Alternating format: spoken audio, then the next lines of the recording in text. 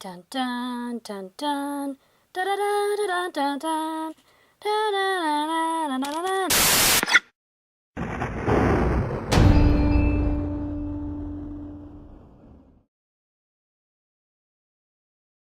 Hello there everyone, Stormy Strike here, and I'm really excited to show you in this video some awesome Jurassic World Fallen Kingdom toys I got. I got two of the ones I'm really excited about here, which is the Indoraptor and Velociraptor Blue.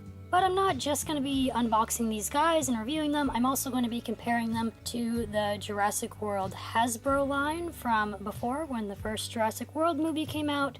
These new Jurassic World Fallen Kingdom toys are by Mattel, and I already think they're probably going to be a whole lot better from everything I've seen. But I have a couple of Jurassic World toys to compare them to, so we can get a full comparison to find out if these new Mattel Jurassic World toys are in fact a lot better than the Hasbro ones. I'm also going to go ahead and give you prices on all of these real quickly. So the Indoraptor I got from Walmart and he was $19.99. This little mini dinosaur egg figure I got at Target and I believe this was like $2.99. And then the Velociraptor Blue was around $7.99 at Walmart. First, let's go ahead and start out with this little blind bag, because I'm really curious which figure is inside of this. I believe it's going to be a Brontosaurus or some kind of sauropod from how it felt, but we'll open it up here and find out. Oh, I was wrong. This is not a Brontosaurus or a sauropod. This is a Stegosaurus. So here is this little girl, and as we can see, she has a point of articulation at her tail. So that is pretty cool. The tail can move back and forth pretty far too. Now the coloring is pretty simple on this figure. It's mostly a kind of brownish, tannish plastic, but there is some paint, some green paint on the plates, but it only extends from the back of the neck down towards the base of the tail. It does not continue on to the articulated piece at all. The belly has a light spray of a lighter tan or whitish color, and then the eyes are painted black, very teeny tiny little eyes on that teeny tiny Stegosaurus head. On the bottom it has some VIN number style things on it. It also has copyright Mattel and made in China. And there also is a really tiny Jurassic World logo stamped on the foot there. Also included with this little figure, and there's a picture of the volcano on Isla Nublar erupting there, and then on the other side it shows all the little mini action dinos. So there is of course a T-Rex, there's an Apatosaurus, which is the one I thought I had, there's a Dilophosaurus, Ankylosaurus, Stegosaurus, Triceratops, Velociraptor, and there's Velociraptor Blue, a Parasaurolophus, a Baryonyx, a Pterodon, and a Styglomoch. I actually don't know how to pronounce that one, but it's called Stiggy for short. And then there's two more that are also available, but only in 3 packs of these mini action dinos, which I have actually seen at Walmart as well. There's a really cool clear Indominus Rex figure. And then there is also a Tyrannosaurus Rex one that I guess is a little bit different from this other Tyrannosaurus Rex. So here's our new Mattel Stegosaurus. And then we're in luck because I also have a Stegosaurus from the Hasbro line of little mini dinosaurs for Jurassic World. And so we have this guy to compare to this one. Already it is a world of difference, I feel like. Let's get a closer look of these two together. First off is that overall, the Hasbro version of the Jurassic World toy here is very undetailed. This one from Mattel has a lot of detailing on it. It has all kinds of scales and skin folds and all kinds of little details just packed into that mold. Even though they weren't able to do an elaborate paint job on it, they still have so much detail in the sculpt. They were even able to pack some details into that teeny tiny little Stegosaurus head. Whereas with this Hasbro one, there is no really detail at all.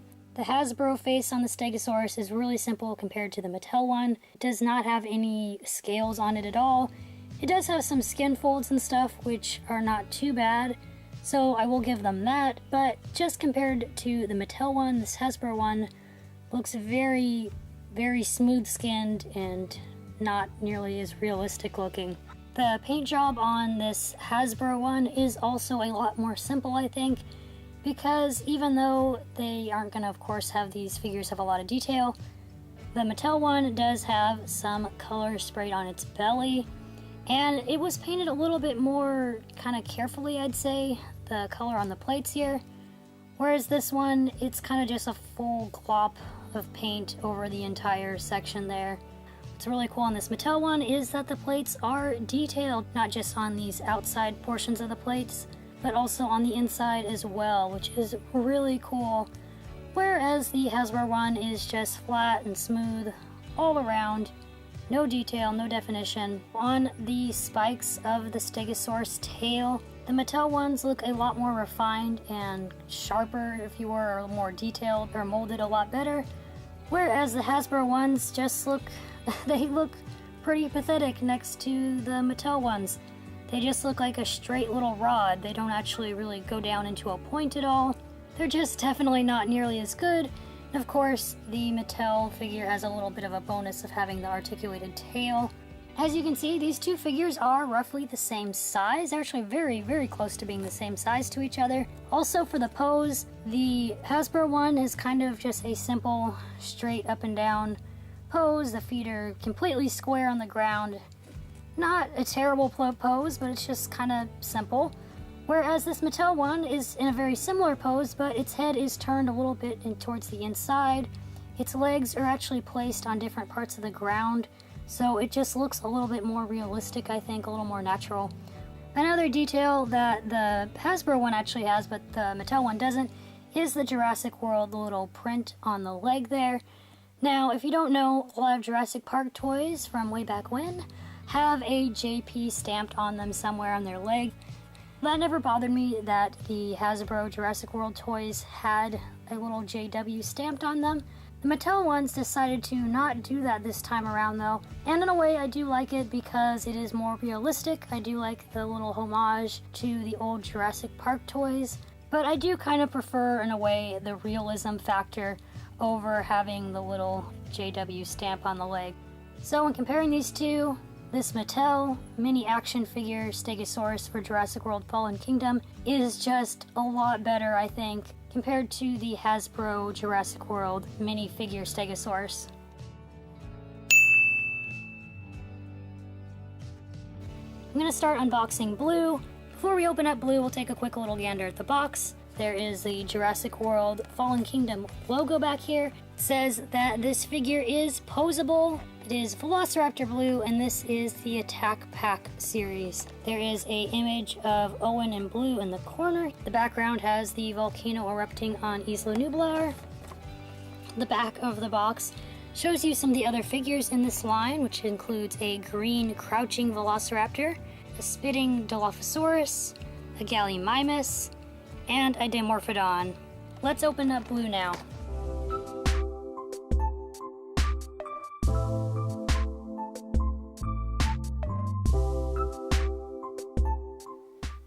Now here is Blue out of her package. Now I did notice that she is a little hard to stand, I feel like. The legs are poseable, but there's only like one pose that actually lets you make her stand, really. Well, you can make her do that. That's really cool.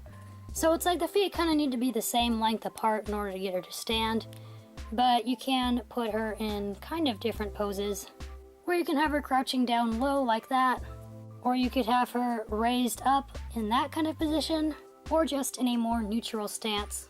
This figure is made out of a harder plastic for the body and the legs, and then the tail here, we can see the break between the two materials. This tail is more like a rubbery plastic. The arms and hands are also a more rubbery plastic compared to this harder plastic for the legs and body. As you can see, she does articulate on both arms there. And she can also open her mouth. Oh my goodness, and she can open her mouth really far. Wow, check that out. I didn't expect her jaw to be able to open up that far. That is crazy. So you can have it opened up just a little bit, and then you can kind of move it down to whatever you'd like. That is a crazy wide mouth. So it is pretty cool that she has 5 points of articulation, especially for a little bit more affordable figure, I'd say. The detail on this model is really nice on the mold. There's all kinds of skin folds and wrinkles in it.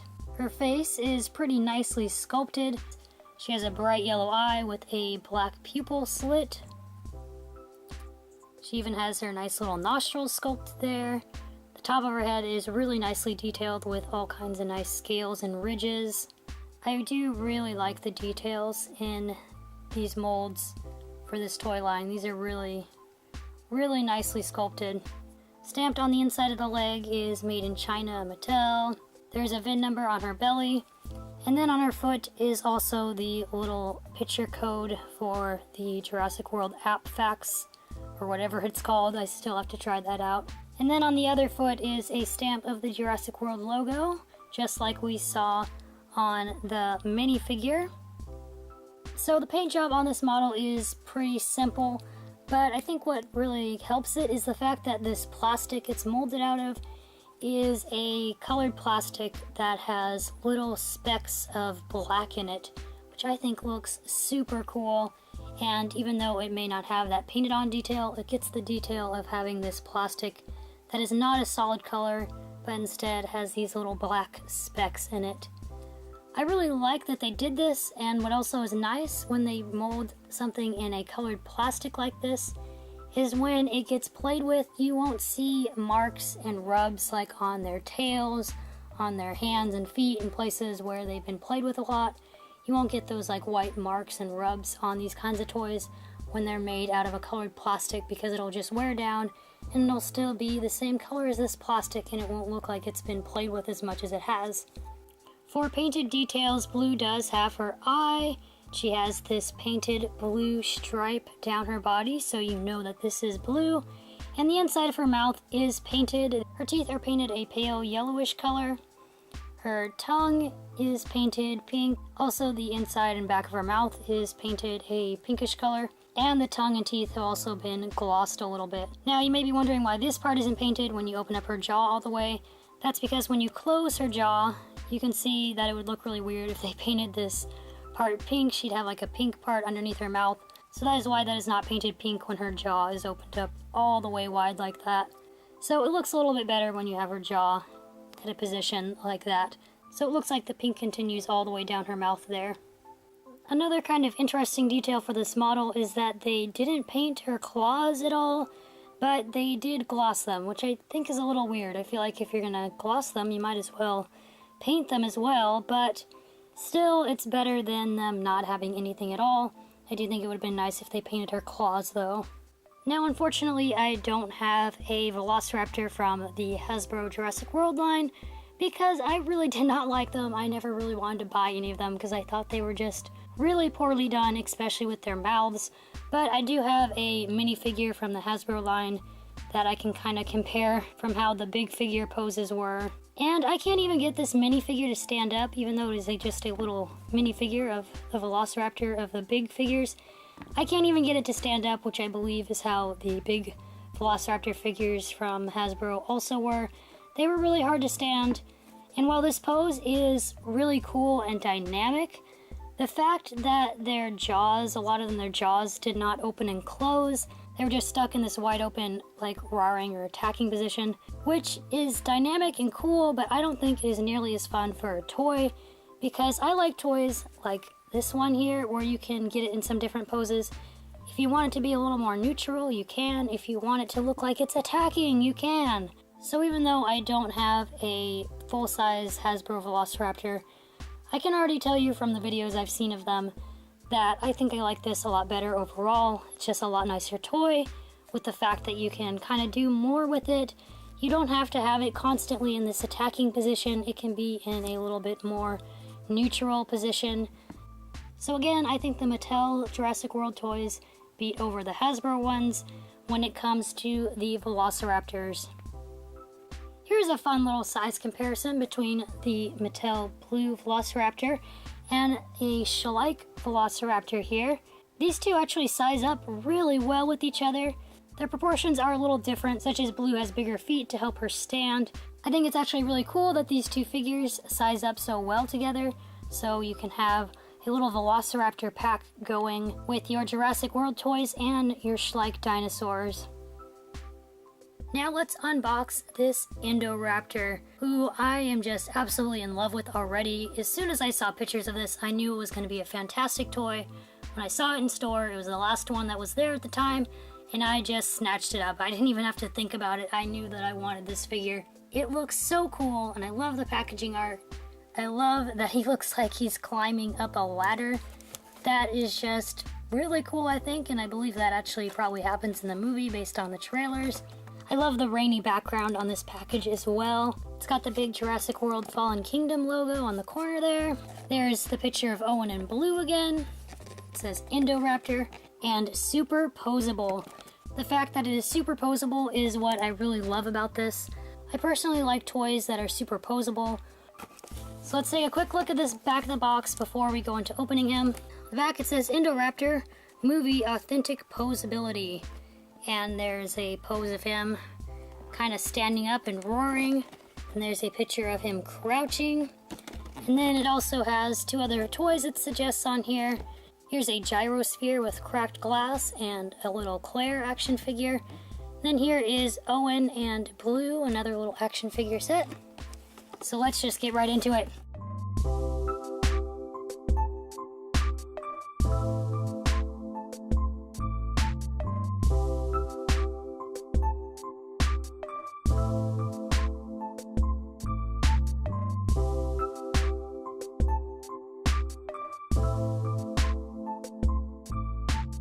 The bottom of the box shows you assembly required, but all that assembly is sticking the tail into the Indoraptor.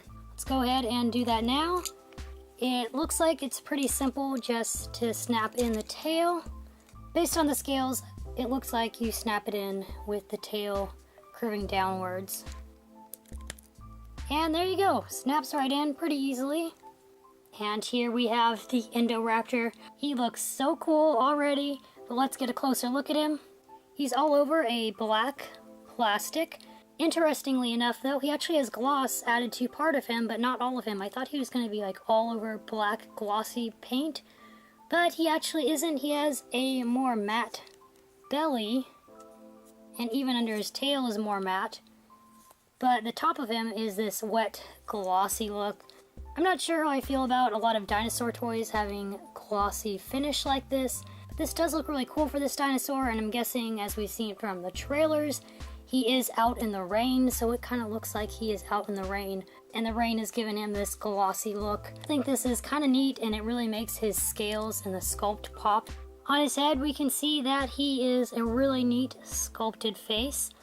The only mold thing that you can see is this break on his face that goes from his teeth kind of over his snout and around. I don't know how well you can see that on camera, but there is a break there. It's not super obvious though, and they did it so that it flows with the sculpt of his face. He has a red eye with a black thin slit, and he also has some red coloring around his eyes and little dots. Something that's really interesting is there is like almost glitter, I would say. I'm guessing it's in the plastic that is showing on the underside of him especially. This is an interesting detail I did not realize about him, but it is definitely like he's got glitter almost. Kind of like how the Blue Raptor has little black specks in her plastic. This guy has little specks of silver in his plastic, which looks really cool and gives him more detail, I feel like. I feel like you can especially see it on his jaw. For some reason, I'm really seeing it. I don't know how well it picks up on camera with the rest of the gloss might be distracting from it. But he's definitely got some little pieces of glitter in his plastic, and I really like that actually. I think that is really cool. Here is his mouth, which does have an opening jaw. He has pale yellowish teeth painted there. They're kind of gloppy looking because they can't make the teeth look really sharp for safety reasons on these toys. But they are kind of individually painted at least. Each tooth is painted on. It's not just a glop of paint over the whole bottom jaw there. It kind of happens more on his front teeth right there. You can see it's like a glop of paint over everything. But on the side of his mouth here, these teeth are more individually painted, which looks really nice, I think. He also has a nice glossy tongue, Very nicely painted in there. The top of his mouth is even detailed and sculpted. Here is the other side of his face. Again, we got that nice red eye and red coloring around it. Now this dinosaur hybrid creature does have some spikes on him, on his top of his head and on his back. But these are actually molded with a different plastic. They're more of a rubbery plastic, so that they're softer and they don't poke anybody. I actually really like this though. It's kind of neat to touch it. It's got a weird texture to it that I really like. You can see the break in the plastic kind of, but again, they did it in a way that it molds well with the scales and sculpt of the body, so that is not too noticeable. So you can see that is the same here on his head. It's rubbery plastic for these little quilly spikes on him, but it is molded in so well that you can hardly notice that it is a change in material. I'm honestly really impressed by that they were able to make that blend in so incredibly well. I really like that this guy has a head that can roll around. His head rolls around on his neck, and then his neck also can roll around, so you can get some really cool fluid poses with this neck and head articulation. Also going to call attention to the paint job here. This dinosaur creature has a gold stripe running down its body, kind of like a blue stripe, except it is this bright metallic gold. And something that I really like about this that I didn't really notice before until now is that it's actually two different colors of gold. There is a light, paler yellowish gold, and then there is a darker, a little bit more orangey colored gold mixed in there to give it a little extra detail, and I really like that. So you can see overall it is just sculpted really nicely. It's got some nice ridges on the back here. It's got lots of little scales all over the body. Lots of beautiful scaling detail. It's got some interesting skin folds down its body as well that are really nice looking. The arms are really well detailed. The hands are nicely sculpted. I love the points of articulation. His arms have articulation at the shoulder. He has articulation at the elbow point of the arms there, and also at the wrist.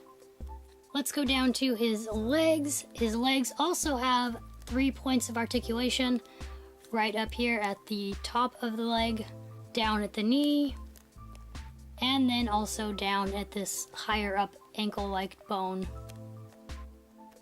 The legs also have some nice detail in that sculpt. I really like the little scales down here that go into these bigger scales. It seems like it loses a little detail in the molding process here on the legs, but you can still see some of it coming through. Nice big scary looking claws, and it has that Velociraptor sickle-like claw. The bottom of the foot here has the little sticker with the little picture for the app code. The other foot has the Jurassic World logo. He has his little VIN number on his belly there. And then on the inside of this leg, it actually has the Mattel stamp. And down to the tail, it is really cool, I think, that the tail has 2 points of articulation. It moves at the base of the tail there, so it can move around in a nice, pretty fluid motion. And then the middle of the tail also bends. And then the end of this tail has a change in material again. It's a little bit more of a rubbery plastic. Just lots of nice scaling details running all the way through the tail. I like how it blends. Even though they have to have, of course, have these breaks for the articulation, this detail continues on throughout the tail. So there is the Indoraptor, and I'm loving all the articulation possibilities with this guy. He is so incredibly cool. I love how big he is too. I personally love it when toys have a little bit of a heft to them. And this guy, boy, does he have some heft to him. He is a really good sized toy, I feel like. So there are these 3 amazing Jurassic World Fallen Kingdom toys. I am really impressed by the quality of these. Now I don't have another Indoraptor, of course, to compare for the Hasbro line because that Jurassic World didn't have an Indoraptor, but I do have the Hasbro Indominus Rex, and this is the Dino Damage one. And this is actually sizes up pretty close to the Indoraptor, although of course the Indoraptor in the movie is a smaller scale. The biggest problem about these Hasbro toys, this side of the toy looks pretty nice, Nope, not until you move it over and look at all those crazy screw holes that kind of ruin the facade of the toy. But the nice thing about these Jurassic World Fallen Kingdom toys by Mattel is that they don't have any screw holes anywhere. They really try to hide the fact that these toys were put together. There's no screw holes on this Indoraptor, even though it has all that articulation. The blue Velociraptor didn't have screw holes, and of course the minifigure did not have any screw holes either. Here is also a Mosasaurus from the Jurassic World Hasbro toys, and again has these really horrible looking screw holes on one side of it. The plastic just feels different as well. It feels kind of cheaper, I want to say. And I feel like the proportions on the Hasbro ones are kind of wonky. Like this Indominus Rex toy, its proportions just feel wonky. Its legs look really fat up here, and then its feet look really tiny and strange. Same thing with its arms, like these proportions just don't seem realistic to the movie at all. Whereas like this Indoraptor looks really sleek and fluid, and just looks a lot more like the creature they were basing it after in the movie. So overall, these new Jurassic World Fallen Kingdom toys by Mattel are really as good as people have been saying. Honestly, seeing these toys side by side makes me really glad that I didn't buy any more of the Hasbro Jurassic World toys that I did, because these really just cannot match up to these new Jurassic World Fallen Kingdom toys. I am definitely going to have to buy more of these because these are just better well-made figures. They overall look better, they have more detail, they have a little bit better paint jobs, they don't have annoying, distracting screw holes in them. The plastic they're made out of feels like better quality. Just everything about these figures I feel like has been done a lot better.